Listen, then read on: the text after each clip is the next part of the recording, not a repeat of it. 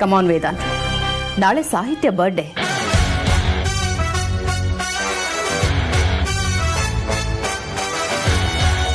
ನಮಗೇನೋ ನೆನಪಿಲ್ಲ, ಓಕೆ, ಆದರೆ ಅವಳು ನಿನ್ನ ಮದುವೆ ಆಗ್ತಿರೋ ಹುಡುಗಿ.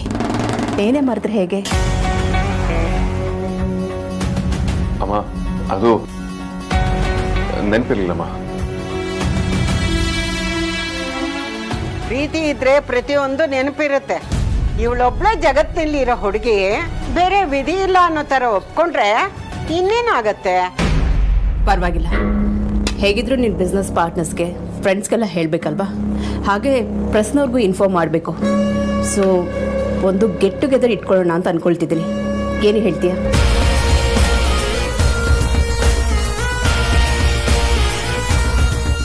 ಇದೊಂದು ಕಮ್ಮಿ ಇತ್ತು. ಹೇಳು ವೇದಾಂತ್, ನೀನು ಹೂ ಅಂದರೆ ಎಲ್ಲ ಅರೇಂಜ್ಮೆಂಟ್ ಮಾಡಿಸ್ತೇನೆ. ಆಂಟಿ, ನೀವು ಈ ಪ್ರಪೋಸಲ್ ಇಟ್ಟಿದ್ದು ಇವತ್ತೇ ನನ್ನ ಬರ್ತ್ಡೇ ಅನ್ನೋಷ್ಟು ಖುಷಿ ಆಯ್ತು. ನನಗ್ ಖುಷಿ ಆಗತ್ತೆ ಅಂದ್ರೆ ವೇದಾಂತ್ ಖಂಡಿತ ನೋ ಅನ್ನಲ್ಲ. ಇಂಪಾರ್ಟೆಂಟ್ ವರ್ಕ್ ಇದ್ರು ಪೋಸ್ಟ್ಪೋನ್ ಮಾಡ್ತಾರೆ ಅಲ್ವಾ ವೇದಾಂತ್? ವೇದಾಂತ್, ಯಾಕೇನು ಮಾತಾಡ್ತಿಲ್ಲ? ನಾವಿಬ್ರು ಏನೋ ಕೇಳಿದ್ವಿ. ನಿಮಗೆಲ್ಲ ಇಷ್ಟ ಆಗುತ್ತೆ ಅನ್ನೋದಾದ್ರೆ ಖಂಡಿತವಾಗ್ಲೂ ಮಾಡೋಣಮ್ಮ. ಬಟ್ ಅರೇಂಜ್ಮೆಂಟ್ಸ್ ಎಲ್ಲ ನಾನೇ ಮಾಡ್ತೇನೆ. ನೋನು, ನೀನಿದ್ರ ಬಗ್ಗೆ ಎಲ್ಲ ತಲೆ ಕೆಡ್ಸ್ಕೋಬೇಡ, ನಾನೆಲ್ಲ ನೋಡ್ಕೋತೀನಿ. ನೀನು ಚೆನ್ನಾಗಿ ರೆಡಿಯಾಗಿ ಬಂದರೆ ಸಾಕು. ಹಾಗೆ ಬಿಸ್ನೆಸ್ ಅಸೋಸಿಯೇಟ್ಸ್, ನಮ್ಮ ಫ್ಯಾಮಿಲಿ ಫ್ರೆಂಡ್ಸ್ ಮತ್ತು ಪ್ರೆಸ್ನವರು ಇಷ್ಟು ಕರೆದ್ರೆ ಸಾಕು. ಇನ್ಯಾರನ್ನೂ ಇನ್ವೈಟ್ ಮಾಡೋದು ಬೇಡ. ಶೋರ್ ವಿಕ್ರಾಂತ್, ಆದ್ಯಾಕೆ ನಾನು ಕಾಲ್ ಮಾಡ್ತೇನೆ. ಮಂಜುಪ್ಪ ಪರಿಮಳ ಮೊನ್ನೆ ಬೆಳಗ್ಗೆ ನೀನೇ ಹೋಗಿ ಕರ್ದ ಬಾ. ಶೋರ್ ಅಗ್ರಜ, ನಮ್ಮವ್ರನ್ನ ಕರ್ಸೋದು ನಮ್ಮ ಜವಾಬ್ದಾರಿ. ಸಾಹಿತ್ಯ, ಪ್ಲೀಸ್ ಡೋಂಟ್ ಮೈಂಡ್, ನಾನು ಬರೋದಕ್ಕಾಗಲ್ಲ, ಔಟ್ ಆಫ್ ಸ್ಟೇಷನ್ ಹೋಗ್ತಾ ಇದ್ದೀನಿ. But advance birthday wishes. Happy birthday, God bless you. Thank you uncle, thank you so much. But ನೀವು ಇದ್ದಿದ್ರೆ ಚೆನ್ನಾಗಿರ್ತಾ ಇತ್ತು. ಇವ್ರು ಯಾವಾಗಲೂ ಹೇಗೆ ಮನೇಲಿ ಏನೇ ಫಂಕ್ಷನ್ ಆದರೂ ಆಬ್ಸೆಂಟ್ ಆಗ್ತಾರೆ. ನೀನು ತುಂಬಾ ಪಾರ್ಶಿಯಾಲಿಟಿ ಮಾಡ್ತೀಯ ಸುಹಾಸಿನಿ. ವೇದಾಂತ್ ಬಿಸ್ನೆಸ್ ಅಂತ ಓಡಾಡಿದ್ರೆ ನಿನ್ಗೇನು ಅನ್ಸಲ್ಲ. ಅದೇ ನಾನು ಓಡಾಡಿದ್ರೆ ನಿಂಗೆ ಪ್ರಾಬ್ಲಮ್ ಆಗುತ್ತೆ ಅಲ್ವಾ?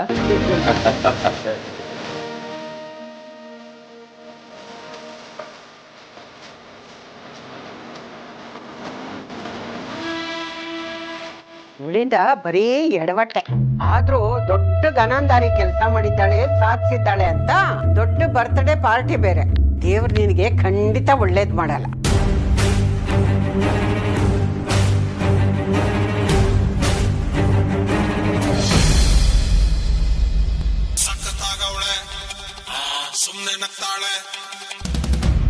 ಹಾ ಅಜ್ಜಿ, ನಾನ್ ಹೇಳಿದ ಕೆಲಸ ಸರಿಯಾಗಿ ಮಾಡ್ಲಿಲ್ವೇನೆ?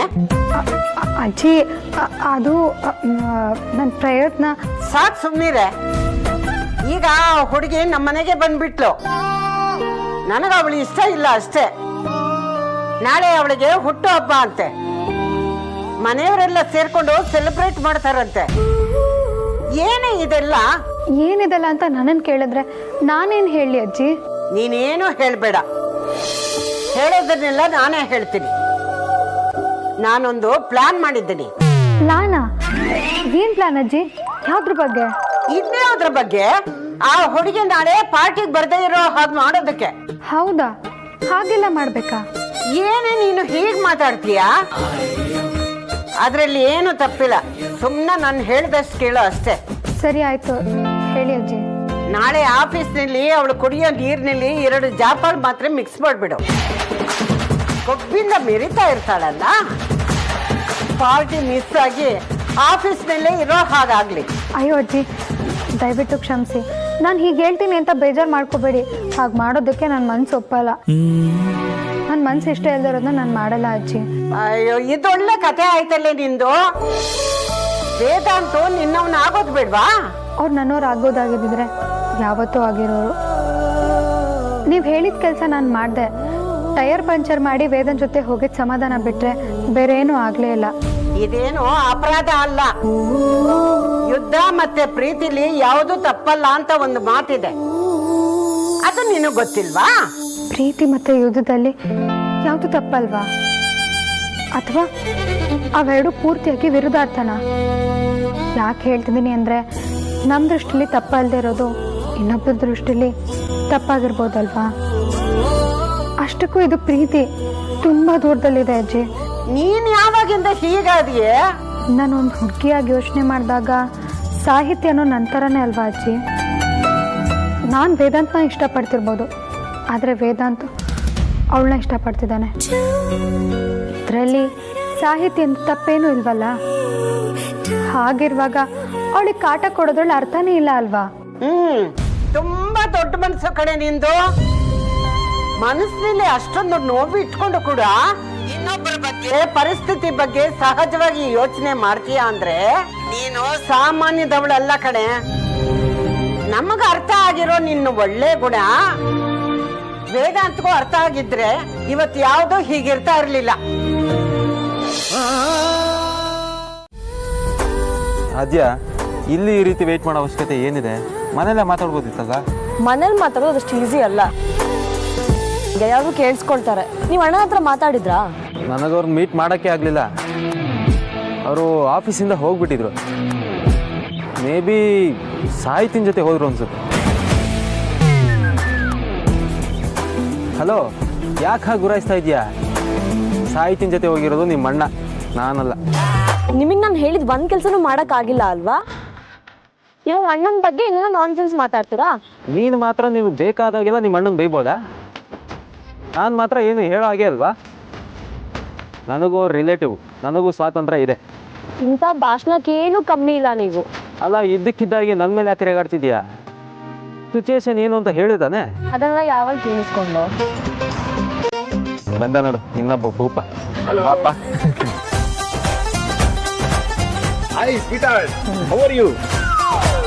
ಅಣ್ಣ ಹತ್ರ ಮಾತಾಡ್ದ್ಯಾ? ಆಕ್ಚುಲಿ ನಾವು ಮಾತಾಡೋಣ ಅಂತಾನೆ ಹೋದ್ವಿ, ಅಷ್ಟರಲ್ಲಿ ಅಗ್ರಜ ಸಿಕ್ಕಾಬಟ್ಟೆ ಕೋಪ ಮಾಡ್ಕೊಬಿಟ್ಟ. ಅವನು ಕೋಪ ಬಂದ್ರೆ ಹೆಂಗೆ ಅಂತ ನಿನಗೆ ಗೊತ್ತಲ್ಲ. ಇಲ್ಲೇನು ನಡೀತಿದೆ? ಏನು ಮಾತುಕತೆ?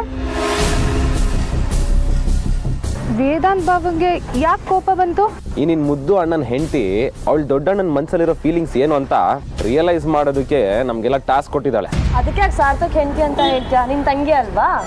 ಅಗ್ರಜನ್ ಮ್ಯಾಟ್ರ್ ಬಂದ್ರೆ ಸಾಕಲ್ವಾ ಚಾಮುಂಡಿ ಆಗ್ಬಿಡ್ತೀಯ. ಈ ನಿಮ್ಮ ಟಾಸ್ಕು ಮಾತುಕತೆ ಎಲ್ಲ ಯಾವ ಪ್ರಯೋಜನಕ್ಕೂ ಬರಲ್ಲ ಅನ್ಸುತ್ತೆ. ಏನ್ ಹೇಳ್ತಾ ಇದೀಯ ಆರ್ತಿ? ಅಮ್ಮು ಇದನ್ನೆಲ್ಲ ನಿಲ್ಲಿಸ್ಬಿಟ್ಟಿದ್ದಾಳೆ. ಅವಳ ಮನಸ್ಸಲ್ಲಿರೋ ಭಾವನೆಗಳನ್ನ ಸುಟ್ಟಾಕ್ಬೇಕು ಅಂತ ನಿರ್ಧಾರ ಮಾಡಿದ್ದಾಳೆ. ಬಟ್ ಅವಳು ವಿಕ್ಕಿ ಅವರೇ, ನೀವು ಅವಳನ್ನ ಸ್ವಲ್ಪ ದಿನದಿಂದ ನೋಡ್ತಿದ್ದೀರಾ, ಆದ್ರೆ ನಾನು ಅಣ್ಣ ಅವಳನ್ನ ಚಿಕ್ಕವಳಿದ್ದಾಗಿಂದನೂ ನೋಡ್ತಾ ಇದ್ದೀವಿ. ವೇದಾಂತ್ ಬಾಬಾ ಅವತ್ತು ಸಾಹಿತ್ಯನ ಮದ್ವೆ ಆಗ್ತೀನಿ ಅಂತ ಹೇಳ್ದಾಗಿಂದ ಅವಳ ಮುಖದಲ್ಲಿ ಒಂದು ಸಣ್ಣ ನಗು ಕೂಡ ಕಾಣಿಸ್ತಿಲ್ಲ ಗೊತ್ತಾ? ಅವಳು ಹಾಗಿದ್ರೆ ನೋಡೋಕ್ಕಾಗಲ್ಲ ಆರ್ತಿ. ಅಣ್ಣ ಹಾಗಿರೋದು ಅವಳು ಅಲ್ವೇ ಅಲ್ಲ. ಆದರೆ ಹಾಗಾಗಿರೋದು ನಿಜ. ಅದಕ್ಕೆ ನನಗೆ ನನ್ನ ತಂಗಿ ವಾಪಸ್ ಬೇಕು. ಅವಳ ಜೀವನ ಮುಖ್ಯ ಅಷ್ಟೇ ನನಗೆ. ಅದಕ್ಕೆ ತಾನೇ ನಾನು ಇಷ್ಟು ದಿನ ತಲೆ ಕೆಡ್ಸ್ಕೊಂಡಿರೋದು. ಅವಳ ಸ್ಮೈಲ್ ವಾಪಸ್ ಬಂದೇ ಬರುತ್ತೆ, ಇದು ನನ್ನ ಪ್ರಾಮಿಸ್. ಹೌದೌದು, ಆದ್ಯ ಹೇಳಿದ್ಮೇಲೆ ಮುಗೀತು. ನಾನು ಆರ್ತಿಗೆ ಪ್ರಾಮಿಸ್ ಮಾಡಿದ್ದೀನಿ. ಈಗ ಅದನ್ನು ಫುಲ್ಫಿಲ್ ಮಾಡೋದು ನಿಮ್ಮಿಬ್ಬರು ರೆಸ್ಪಾನ್ಸಿಬಿಲಿಟಿ. ಅಣ್ಣ ಹತ್ರ ಮಾತಾಡಿ ಅಷ್ಟೇ. ಅಲ್ಲ ಅದು ಹಾಂ ಆಯಿತು ಬಿಡಿ, ನೀವು ಹೇಳಿದ್ಮೇಲೆ ಮುಗೀತು. ಅಣ್ಣ ಕಮಕ್ ಕಿಮಕ್ ಅಂದ್ರೆ ಒಪ್ಕೊಂಡ್ಬಿಟ್ನಲ್ಲ. ಅದಕ್ಕೆ ಸುಮ್ಮನೆ ನಾ ಆರ್ತಿ ಹಾಗೆ ಟ್ರೈನ್ ಮಾಡಿದ್ದೀನಿ. ನೀನು ಬಾವ ಏನ್ ಬೇಕಾದ್ರೂ ಮಾಡ್ಕೊಳ್ಳಿ, ಆದ್ರೆ ಆ ಟ್ರೈನಿಂಗ್ ಎಲ್ಲ ನಮ್ಮ ಆರ್ತಿಗೆ ಹೇಳ್ಕೊಡ್ಬೇಡ ಅಷ್ಟೇ. ನನ್ನ ಆರ್ತಿ ಸಾಫ್ಟ್ ಆಗಿ ಸ್ವೀಟ್ ಆಗಿ ಹೀಗೆ ಇರಬೇಕು, ಅದೇ ನನಗಿಷ್ಟ. ಅದೇ ಪ್ರಾಬ್ಲಮ್ ಅಣ್ಣ. ಆರ್ತಿನ್ ಸ್ವಲ್ಪ ಜೋರಾದ್ರೆ ಎಲ್ಲಾನು ಸರಿ ಹೋಗುತ್ತೆ. ಆರ್ತಿ ಅವರೇ ಬನ್ನಿ, ನಾನು ನಿಮ್ಮ ಮನೆಗೆ ಡ್ರಾಪ್ ಮಾಡ್ತೀನಿ. ಇನ್ನೊಂದು ಸ್ವಲ್ಪ ಹೊತ್ತು ಇಲ್ಲೇ ಇದ್ರೆ ಇವಳು ನಿಮ್ಮ ಇನ್ನೋಸೆನ್ಸ್ನ ಹಾಳು ಮಾಡ್ಬಿಡ್ತಾಳೆ. ಇರಪ್ಪ, ನಂಗೆ ಸ್ವಲ್ಪ ಕೆಲಸ ಇದೆ, ಶಾಪಿಂಗಿಗೆ ಹೋಗಿ ಬರ್ತೀನಿ. ನಾನೇ ಆಮೇಲೆ ಡ್ರಾಪ್ ಮಾಡ್ತೀನಿ, ಓಕೆನಾ? ನಾವು ಯಾವುದಕ್ಕೆ ತಾನೇ ಇಲ್ಲ ಅಂದಿದ್ದೀವಿ, ಎಲ್ಲ ಅದಕ್ಕೂ ಎಸ್ಸೆ. ಈ ಡ್ರಾಮಾ ಎಲ್ಲ ಬೇಡ, ಇಬ್ರು ಪ್ರಾಮಿಸ್ ಉಳಿಸ್ಕೊಳ್ಳೋದ್ ಬಗ್ಗೆ ಯೋಚನೆ ಮಾಡಿ ಅಷ್ಟೇ. ಖಂಡಿತ ಪ್ರಯತ್ನ ಮಾಡ್ತೀವಿ ಡಿಯರ್. ಪ್ರಯತ್ನ ಅಲ್ಲ, ಕೆಲಸ ಆಗ್ಲೇಬೇಕು. ಇಲ್ಲ ಅಂದ್ರೆ ರೂಮಿಂದ ಹೊರಗೆ ಗೊತ್ತಲ್ಲ.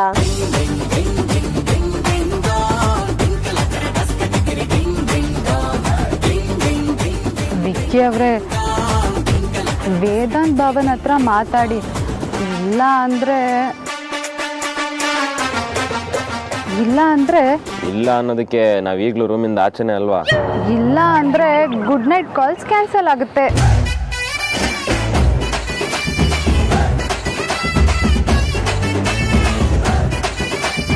ಅಮೈದ, ಅಮೂಲ್ಯ ಸ್ಮೈಲ್ ಮಾಡ್ತಾಳೆ ಅಂತ ಆರ್ತಿಗೆ ಪ್ರಾಮಿಸ್ ಮಾಡಿದ್ದು ಆದ್ಯ, ಆದರೆ ಅದನ್ನು ಫುಲ್ಫಿಲ್ ಮಾಡಬೇಕಾಗಿರೋ ನಾವು.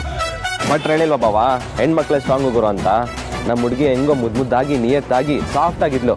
ನನ್ನ ತಂಗಿ ಸವಾಸ ಮಾಡಿ ಅದು ಹೇಗಾಗ್ತಾಳೋ. ಬನ್ನಿ, ಗಂಜನ್ಮ ಏನು ಮಾಡೋಕ್ಕಾಗಲ್ಲ.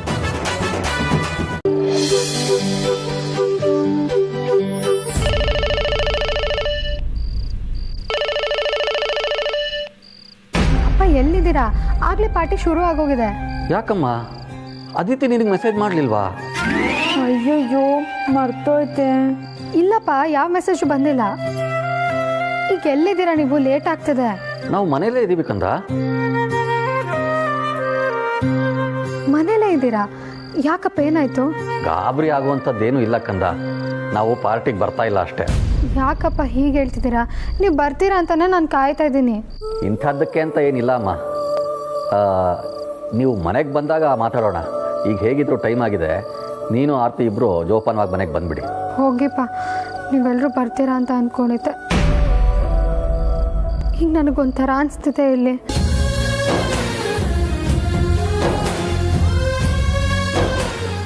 ಆಯಿತು ಕಂದ, ಬರ್ತೀವಿ. ಸರಿಯಪ್ಪ, ಬನ್ನಿ. ಎಲ್ಲ ಬೇಗ ರೆಡಿಯಾಗಿ ಹೋಗೋಣ. ಧ್ರುವ, ನೀನು ಬಾಪ ನಮ್ಮ ಜೊತೆಲಿ.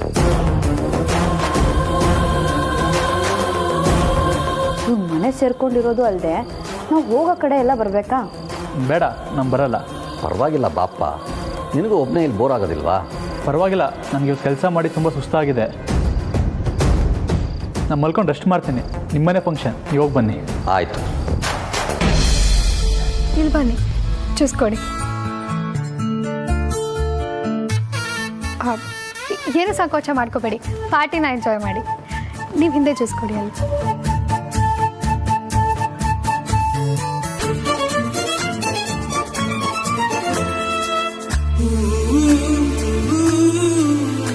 ನಮ್ಮ ಸುಳ್ಳೆ ಪುಳ್ಳೆ ಚೆರಿ ಹಿಂದೆ ಬರೋ ಟಾಮ್ ಥರ ಆಗಿದಾರಲ್ಲ.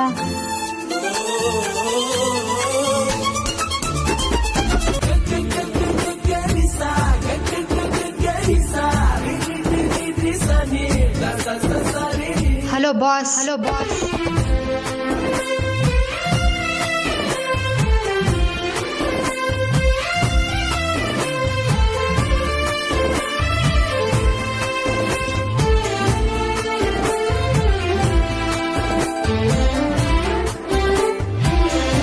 ಏನೇನು ಪ್ರಾಬ್ಲಮ್ಮು? ಅಲ್ಲ, ನಿನ್ನ ಪ್ರಾಬ್ಲಮ್ ಏನು? ಇಲ್ಲಿ ಜನ ಇದ್ದಾರೆ ಅನ್ನೋದೇ ಪ್ರಾಬ್ಲಮ್ಮು. ಅಲ್ಲ, ಅವ್ರ ಎದುರಿಗೆ ನನ್ನ ಹಿಂದೆ ಈ ಥರ ಸುತ್ತಿದ್ರೆ ನೋಡ್ದವ್ರು ಏನು ಅಂದ್ಕೊಳ್ಳಲ್ಲ? ಅವರು ನನಗೆ ಎಷ್ಟು ಅಮೂಲ್ಯ. ಅವ್ರನ್ನ ಹೇಗೆ ಟ್ರೀಟ್ ಮಾಡಬೇಕು ಅಂತ ನನಗೆ ಚೆನ್ನಾಗಿ ಗೊತ್ತು. ಆದರೆ ನಿನ್ನನ್ನು ಹೇಗೆ ಟ್ರೀಟ್ ಮಾಡಬೇಕು ಅಂತ ನನಗೆ ಗೊತ್ತಾಗ್ತಿಲ್ಲ. ಇದ್ಯಾಕೋ? ಇಷ್ಟು ವರ್ಷದಲ್ಲಿ ನಾನು ಯಾರಾದರೂ ಮಾತಾಡಿಸ್ಬೇಕು ಅಂದ್ಕೊಂಡ್ರೆ ಅಥವಾ ಏನಾದರೂ ಎಕ್ಸ್ಪ್ರೆಸ್ ಮಾಡಬೇಕು ಅಂತ ಅಂದ್ಕೊಂಡ್ರೆ ಯಾರೂ ಇಲ್ಲ ಅಂತ ಹೇಳಿಲ್ಲ. ಅದು ಅಲ್ಲದೆ ನಾನು ಅಷ್ಟೆಲ್ಲ ಹೇಳಿದ್ಮೇಲೆ ಅವಾಯ್ಡ್ ಮಾಡೋ ಸೀನ್ಸ್ಗಳು ಬಂದೇ ಇರಲಿಲ್ಲ. ಆದರೆ ನೀನು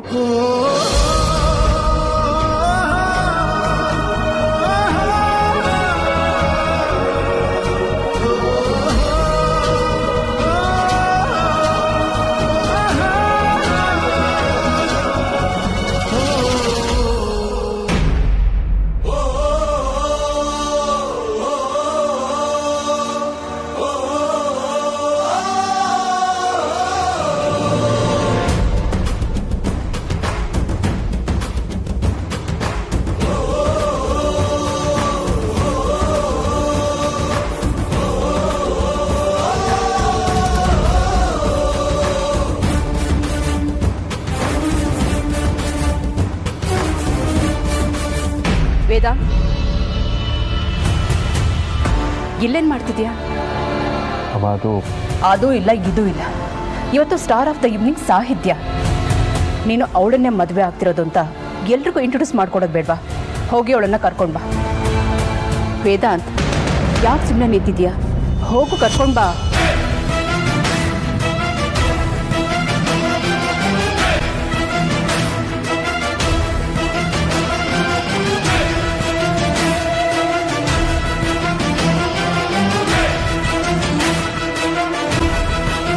ಮರಿಬೇಡ ಸಾಹಿತ್ಯ. ಥ್ಯಾಂಕ್ಸ್ ವೇದಾಂತ್.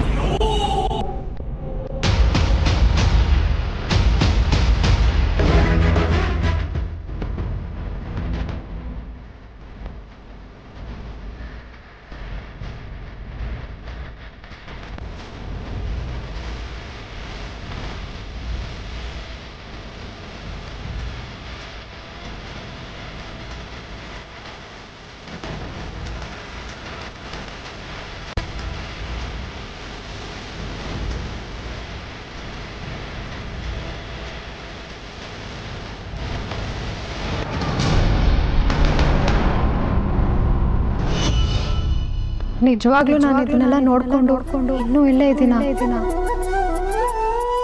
ಏನೇ ಹೇಳಿ ವೇದಾಂತ್, ನೀವು ಬ್ಯಾಚುಲರಾಗೆ ಉಳ್ಕೊಂಡ್ಬಿಡ್ತೀರಾ ಅನ್ಕೊಂಡಿದ್ದೆ, ಆದರೆ ಈ ರೀತಿ ಎಂಗೇಜ್ ಆಗ್ತೀರಾ ಅಂತ ಯಾವತ್ತೂ ಅನ್ಕೊಂಡಿರಲಿಲ್ಲ. ಯಾರು ಎಕ್ಸ್ಪೆಕ್ಟ್ ಮಾಡದೇ ಇರೋದನ್ನ ಡೆಲಿವರಿ ಮಾಡೋದೇ ವೇದಾಂತ್ ಸ್ಪೆಷಾಲಿಟಿ ಅಲ್ವಾ? ಹಾಗಂತ ಪರ್ಮನೆಂಟಾಗಿ ಯಾರು ಬ್ಯಾಚುಲರ್ ಆಗಿರಬೇಕು ಅಂತ ಆಸೆ ಪಡಲ್ಲ. ವೇದಾಂತ್ ಕೂಡ ಇದಕ್ಕೆ ಹೊರತಲ್ಲ. ಇಲ್ಲ, ಇಷ್ಟು ದಿನ ಈ ಪರ್ಸ್ಪೆಕ್ಟಿವ್ ಬೇರೆನೇ ಇತ್ತು.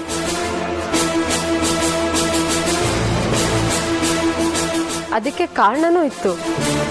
ಸರಿಯಾದ ಹುಡುಗಿ ಸಿಕ್ಕಿರ್ಲಿಲ್ಲ ಅನ್ನೋದೇ ಮೇನ್ ರೀಸನ್.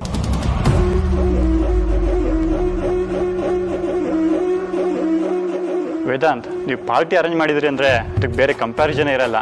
ನೀವು ವೆಲ್ಕಮ್ ಮಾಡೋದಿರ್ಬೋದು, ಹಾಸ್ಪಿಟಾಲಿಟಿ ಇರ್ಬೋದು, ಈ ಫುಡ್ ಇರ್ಬೋದು, ಎಲ್ಲ ಸೂಪರ್ ಆಗಿರುತ್ತೆ. ಇದ್ರ ಕ್ರೆಡಿಟ್ಸ್ ಅಮೂಲ್ಯಾಗಿ ಹೋಗಬೇಕು. ಇದನ್ನೆಲ್ಲ ಅರೇಂಜ್ ಮಾಡ್ತಿರೋದು ಅವಳೆ. ಅಮೂಲ್ಯ ಅಂದರೆ ಅವತ್ತು ದೀಪಾವಳಿ ಪಾರ್ಟಿಯಲ್ಲಿ ಮೆನ್ಷನ್ ಮಾಡಿದ್ರಲ್ಲ, ಅವರೇನಾ? ಎಸ್, ಅವಳೆ. ಅವ್ರ ಬಗ್ಗೆ ಎರಡು ಮಾತೇ ಇಲ್ಲ ಬಿಡಿ. ಸ್ವಲ್ಪನೂ ಈಗೋ ಆಟಿಟ್ಯೂಡ್ ಇಲ್ಲದೇ ಇರೋ ಹುಡುಗಿ. ಇನ್ಫ್ಯಾಕ್ಟ್ ನಾವು ಬಂದಾಗ ನಮಗೆಲ್ಲ ಅವ್ರ ಕೈಯಾರ ಜ್ಯೂಸ್ ಸರ್ವ್ ಮಾಡಿದ್ರು.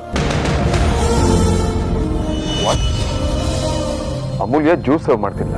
ಎಸ್, ಎಂಥ ಪೊಸಿಷನ್ಲಿದ್ದಾರೆ, ಎಷ್ಟೆಲ್ಲ ತಿಳ್ಕೊಂಡಿದ್ದಾರೆ. ಅಂಥದ್ರಲ್ಲಿ ಯಾವಾಗೆಷ್ಟು ವೆಯ್ಟ್ ಮಾಡಬಾರ್ದಂತ ಅವರೇ ಸರ್ವ್ ಮಾಡಿದರು. Real down to earth quality ಅಂದರೆ ಅದು. ಅವ್ರ ವಯಸ್ಸಲ್ಲಿ ಚಿಕ್ಕವರಾದರೂ ಅವರಿಂದ ಕಲಿಯೋದು ತುಂಬ ಇದೆ.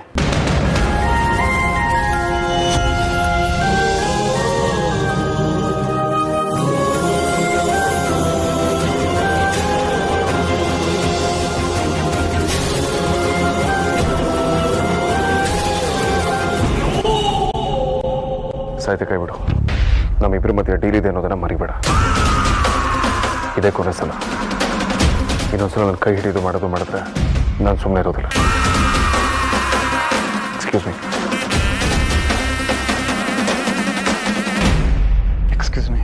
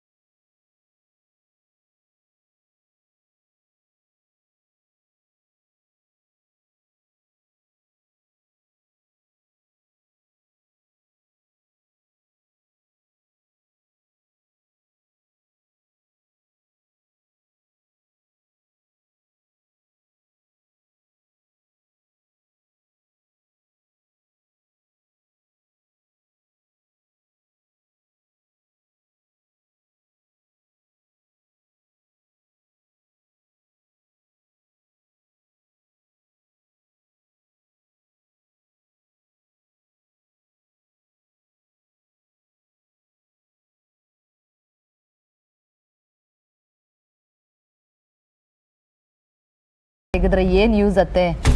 ನಾನು ನೋಡ್ತಿರೋದನ್ನೇ ನೀವು ನೋಡ್ತಿರೋದಲ್ವಾ?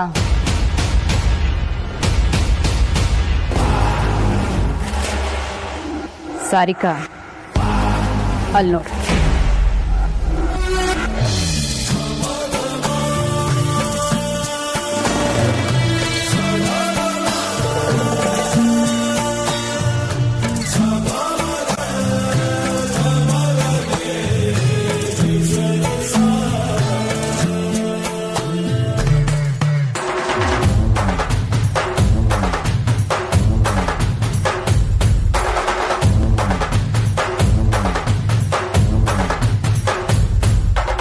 ಗಾಜಿನ ಮನೆಯಲ್ಲಿರೋರು ಹೆಂಚಿನ ಮನೆಗೆ ಕಲ್ಲು ಹೊಡಿಯಕ್ಕೆ ಹೋಗಬಾರ್ದು ಸಾರಿಕಾ. ನಾವು ಹೊಡೆಯೋ 10 ಕಲ್ಲಲ್ಲಿ 1 ಕಲ್ಲು ವಾಪಸ್ ಬಂದರೂ ಗಾಜಿನ ಮನೆ ನೆನಪಿನ ಇತಿಹಾಸದಲ್ಲಿ ಸೇರಿ ಹೋಗುತ್ತೆ.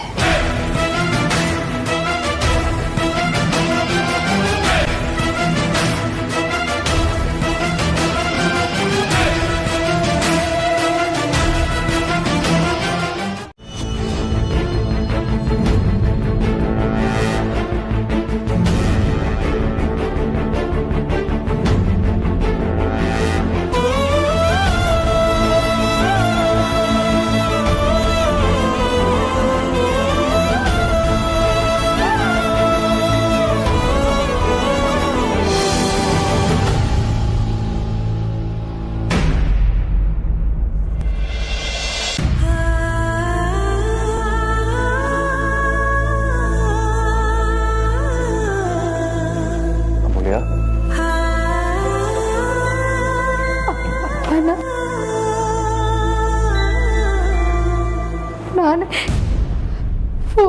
ಫೋರ್ಸ್ ಮಾಡಿ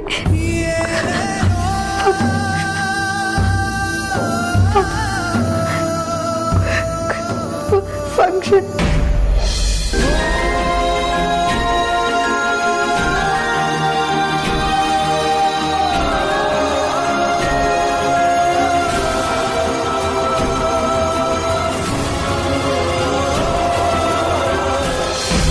ಆರ್ತಿಯವರೇ, ನೀವು ಈ ಟೈಮಲ್ಲಿ ಧೈರ್ಯ ತಂದ್ಕೊಳ್ಬೇಕು. ಈ ಕಷ್ಟದ ಸಂದರ್ಭ ನನಗೂ ಅರ್ಥ ಆಗುತ್ತೆ. ಅದಿತಿ, ಅಂಜಲಿ ಎಲ್ಲರೂ ಹೆದರ್ಕೊಂಡಿದ್ದಾರೆ. ಈ ಟೈಮಲ್ಲಿ ನೀವು ಧೈರ್ಯ ತಂದ್ಕೊಳ್ಳಿಲ್ಲ ಅಂದರೆ ಅವರೆಲ್ಲರೂ ಕುಸಿದೋಗ್ತಾರೆ. ಅತ್ತೆಗೆ ಬೇರೆ ಹಾರ್ಟ್ ಪ್ರಾಬ್ಲಮ್ ಇದೆ. ಅವ್ರು ಯಾವ ಶಾಕ್ನೂ ತಡ್ಕೊಳ್ಳಲ್ಲ. ನೀವೇ ಜೊತೆಗೆ ನಿಂತು ಅವ್ರಿಗೆ ಧೈರ್ಯ ತುಂಬಬೇಕು. ಒಂದು ಕ್ಷಣದಲ್ಲಿ ಜೀವನನೇ ಬದಲಾಗುತ್ತಲ್ವ ವಿಕ್ಕಿ ಅವರೇ? ನಾವೆಲ್ಲ ಪಾರ್ಟಿಲಿ ಎಷ್ಟು ಖುಷಿಯಾಗಿದ್ವಿ. ಆದ್ರೆ ಈಗ ಅಪ್ಪ ನನ್ನ ಹತ್ರ ಪಾರ್ಟಿಗೆ ಬರಲ್ಲ ಅಂತ ಹೇಳಿದ್ರು. ಮತ್ತೆ ಯಾಕೆ ಹೊರಟ್ರು? ಏನಾಯ್ತು ಅಂತಾನೆ ಗೊತ್ತಾಗ್ತಿಲ್ಲ. ಎಲ್ಲನೂ ಒಂಥರ ಶಾಕ್ ಥರ ಅನ್ನಿಸ್ತಿದೆ ವಿಕ್ಕಿ ಅವರೇ. ನಿಮ್ಗೆ ಎಷ್ಟು ದುಃಖ ಆಗ್ತಿದೆ ಅಂತ ನನಗೆ ಅರ್ಥ ಆಗುತ್ತೆ. ನಿಮ್ಗೆ ಏನೇ ಹಂಚ್ಕೊಳ್ಬೇಕಂದ್ರೂ ನನ್ನ ಹತ್ರ ಹಂಚ್ಕೊಳ್ಳಿ. ನಿಮ್ಮ ಅಮ್ಮನ ಎದುರಾಗಲಿ, ನಿನ್ನ ತಂಗಿದಿರ ಎದುರಾಗಲಿ ನೀವು ಕಣ್ಣೀರು ಹಾಕೋಕೂಡ್ದು. ಆಮೇಲೆ ಅವ್ರನ್ನ ಸಮಾಧಾನ ಮಾಡೋಕ್ಕೆ ತುಂಬ ಕಷ್ಟ ಆಗುತ್ತೆ. ಅವರೆದುರು ನೀವು ಸ್ಟ್ರಾಂಗ್ ಆಗಿರಬೇಕು ಆರ್ತಿಯವರೇ.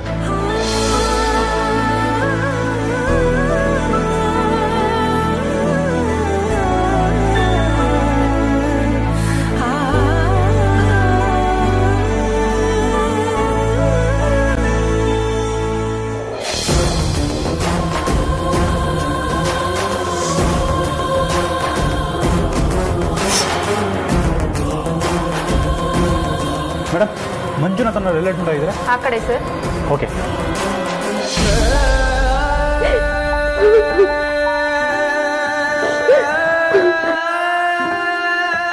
ಅಮ್ಮನೇ ಸಮಾಧಾನ ಮಾಡ್ಕೊ, ಏನೂ ಆಗಲ್ಲ. ಇದಕ್ಕೆಲ್ಲ ನಾನೇ ಕಾರಣ ಅನಿಸ್ತಿದೆ ವೇದ. ಅಪ್ಪ ಬರಲ್ಲ ಅಂತಾನೆ ಹೇಳಿದ್ರು. ಆದರೆ ಫಂಕ್ಷನಲ್ಲಿ ನಂಗೆ ಒಂಥರ ಅನ್ನಿಸ್ತಿದೆ ಅಂತ ನಾನೇ ಕಾಲ್ ಮಾಡಿ ಫೋರ್ಸ್ ಮಾಡಿ ಬನ್ನಿ ಅಂತ ಹೇಳಿದೆ. ನಾನು ಫೋರ್ಸ್ ಮಾಡಿರಲಿಲ್ಲ ಅಂದಿದ್ರೆ ಅಪ್ಪ ಮನೆಯಿಂದ ಹೊರಡ್ತಾನೆ ಇರಲಿಲ್ಲ. ಇದೆಲ್ಲ ಆಗ್ತಾನೆ ಇರಲಿಲ್ಲ Veda. It's really okay Amulya. It's not your fault at all. ನೀನು ಹೀಗೆಲ್ಲ ಆಗಲಿ ಅಂತ ಕರೆದಿರೋದಿಲ್ಲ ಅಲ್ವಾ? ನೀನು ಈ ರೀತಿ ಗಿಲ್ಟ್ ಫೀಲ್ ಮಾಡೋ ಅವಶ್ಯಕತೆ ಇಲ್ಲ. ಇಲ್ಲ, ನಂದೇ ತಪ್ಪು. ದೊಡ್ಡ ಸ್ವಾರ್ಥಿ ನಾನು. ಅಪ್ಪ ಡ್ಯೂಟಿಯಿಂದ ಬಂದು ಸುಸ್ತಾಗಿರ್ತಾರೆ ಅನ್ನೋ ಯೋಚನೆನೂ ಕೂಡ ಮಾಡಲಿಲ್ಲ. ನಾನು ಕಂಫರ್ಟ್ ಫೀಲ್ ಆಗೋದಕ್ಕೋಸ್ಕರ, ನನ್ನ ಬೇಜಾರು ಕಳೆಯೋದಕ್ಕೋಸ್ಕರ, ನನ್ನ ಸಮಾಧಾನಕ್ಕೋಸ್ಕರ ಮನೆಯವರೆಲ್ಲ ಜೊತೆಗಿರಲಿ ಅಂತ ಆಸೆ ಪಟ್ಬಿಟ್ಟೆ. ನನ್ನ ಆಸೆನೇ ಇದಕ್ಕೆಲ್ಲ ಕಾರಣ. ನನ್ನ ದುರಾಸೆ ಆಗ್ಬಿಡ್ತು ವೇದ, ದುರಾಸೆ ಆಗ್ಬಿಡ್ತು. ನಾನು ಹಾಗೆಲ್ಲ ಯಾಕೆ ಅನ್ಕೋತೀಯ? ಅನ್ಕೊಳ್ಳೋದಲ್ಲ, ಅದೇ ಸತ್ಯ ವೇದ. ಸುಮ್ಮನೆ ಆರಾಮಾಗಿ ಮನೆಗೆ ಕೂತವ್ರನ್ನ ಬಾಬಾ ಅಂತ ಕರೆದಿದ್ದೆ ನಾನು. ಇಲ್ಲ ಅಂದಿದ್ರೆ ಈ ಥರ ಎಲ್ಲ ಆಗ್ತಾ ಇರಲಿಲ್ಲ. ಇದಕ್ಕೆಲ್ಲ ಕಾರಣ ನಾನೇ. ಇವತ್ತೇನಾದರೂ ಹೆಚ್ಚು ಕಮ್ಮಿ ಆದರೆ ನಾನು ನನ್ನ ಖಂಡಿತ ಕ್ಷಮಿಸಲ್ಲ. ಅಮೂಲ್ಯ, ನಾನಿದ್ದೀನಲ್ವಾ? ಸುಮ್ಮನೆ ಕೆಟ್ಟದ್ದೆಲ್ಲ ಯೋಚನೆ ಮಾಡಬೇಡ. ರೀತಿ ಎಲ್ಲ ಏನೂ ಆಗೋದಿಲ್ಲ. I make it right. You have to believe me.